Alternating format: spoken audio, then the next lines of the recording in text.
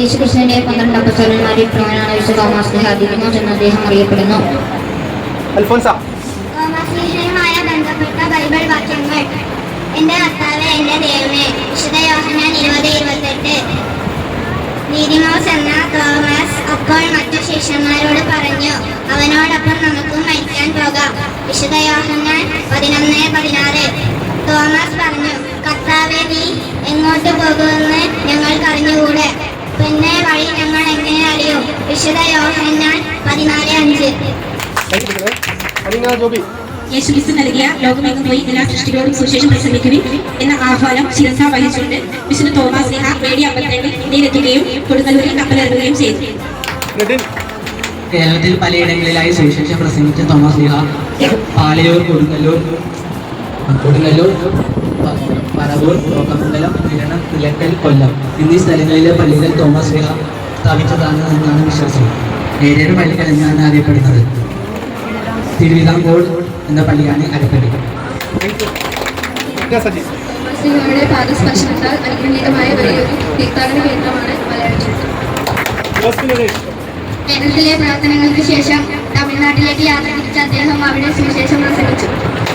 രക്തസാക്ഷിത്വം. AD 72 July 3 അദ്ദേഹം മൈലാപ്പൂരിൽ വെച്ച് രക്തസാക്ഷിയായി. അദ്ദേഹത്തിന്റെ ഭൗതിക ശരീരം മൈലാപ്പൂരിലാണ് അടക്കം ചെയ്തത്. വിശുദ്ധ തോമാസ്ലീഹയുടെ ശരീരം മൈലാപ്പൂരിൽ അടക്കപ്പെട്ടു. പിന്നീട് അതിന്റെ അവശിഷ്ടങ്ങൾ സിറിയയിലെ എഡേസയിലേക്കും അവിടെ നിന്ന് ഇറ്റലിയിലെ ഓർത്തോമയിലേക്കും അടിസ്ഥാനിച്ചു. ഭാരതത്തിൽ സുവിശേഷം എത്തിച്ച അപ്പസ്തോലനായ വിശുദ്ധ തോമസ് സ്ലീഹ ഭാരതത്തിന്റെ അപ്പസ്തോലൻ എന്ന് അറിയപ്പെടുന്നു. തോമസ് സ്ലീഹ തെളിയിച്ച വിശ്വാസം മുറുകെ പിടിച്ചുകൊണ്ട് യേശുവിനായി നമുക്ക് നമ്മെ തന്നെ സമർപ്പിക്കാം. സുവിശേഷ വെളിച്ചം ലോകം മുഴുവൻ പകരാൻ തോമസ് സ്ലീഹയുടെ മാധ്യസ്ഥം നമുക്ക് തേടാം. തോമസ് സ്ലീഹയുടെ നമുക്കും ഏറ്റുപറയാം, എന്റെ കർത്താവേ, എന്റെ ദൈവമേ. വിശുദ്ധ തോമസ് സ്ലീഹ സ്ഥാപിച്ച 7 പള്ളികളിൽ അരപ്പള്ളി എന്നത്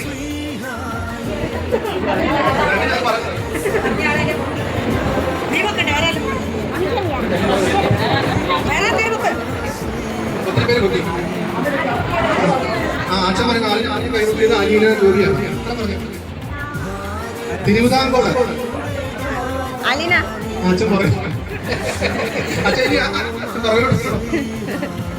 അച്ഛൻ പുറകിലോട്ട് നോക്കേ. ഈ രണ്ടാമത്തെ ചോദ്യം, ഏത് വർഷമാണ് തോമസ് സ്ലീഹ രക്തസാക്ഷിയായത്?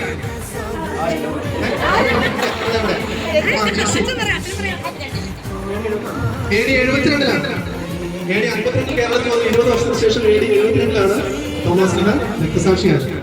ഇനി ഏറ്റവും സിമ്പിൾ ആയിട്ടുള്ള ചോദ്യമാണ്, തോമസ് സ്ലീഹയുടെ മറ്റൊരു പേര്. ഇവിടെ മഞ്ജു അവിടെ നോക്കിയാൽ ദിദിമോസ്. ഉത്തരം കറക്റ്റ്. സമ്മാനം വാങ്ങിച്ചോ? അച്ഛൻ സമ്മാനം തരുന്നു.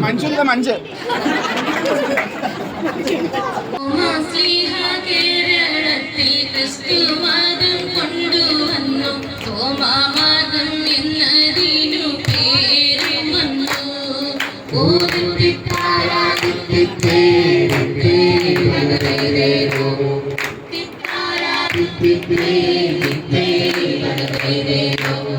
തോമസ് സ്ലീഹ നമ്മുടെ നാട്ടിൽ 52 വന്നടഞ്ഞു. പള്ളികളെ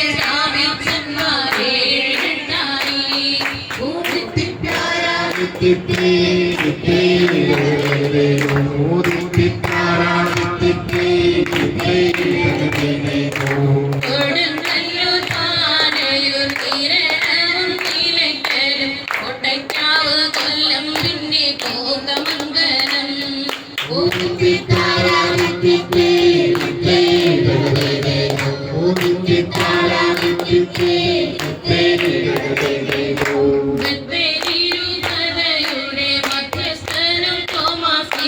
അധ്യക്ഷനാം പിത്രാനാമം സ്ലീഹ തന്നാമം.